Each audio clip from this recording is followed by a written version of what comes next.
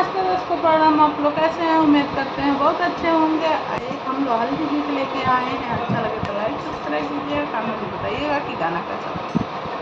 पापा लेने हार दिया के काट लगनिया राई लेवा। पापा लेने हार दिया के काट लगनिया राई लेवा। पापा लेने हार दिया के काट लगनिया राई लेवा। हर दिले वे पापा बस्ती सहारिया। हर दिले वे बस्ती सहारिया। बस्ती सहारिया हो बस्ती सहारिया। मम्मी रे लाली चुनरिया लगनिया राई लेवा। मम्मी रे लाली चुनरिया लगनिया राई लेवा। मम्मी ले लाली चुनरिया लगनिया राई लेवा। पापा ले हार दिया के गान लगनिया राई लेवा।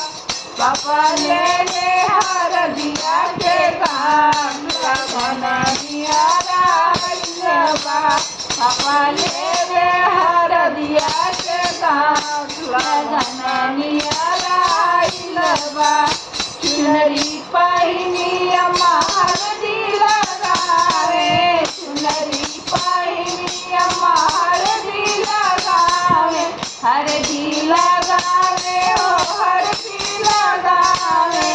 बन्नी रानी के देली आशीष लगनिया राई लेवा।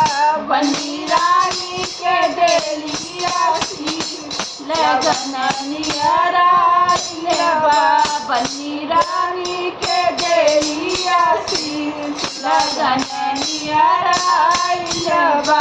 पापा ले हार दिया के कान लगनिया राई लेवा। पापा दे हार दिया के कान लगनिया राई लेवा। हल्दी लगावे चली बुआ सुहागिन। हल्दी लगावे चली बुआ सुहागिन। बुआ सुहागिन हो बुआ सुहागिन। भाभी रानी गेली आशीष लगनिया राई लेवा। भाभी रानी गेली आशीष लगनिया राई लेवा। पापा लेने हार दिया के गान लगनिया राई लेवा। पापा देने हार दिया के गान लगनिया राई लेवा।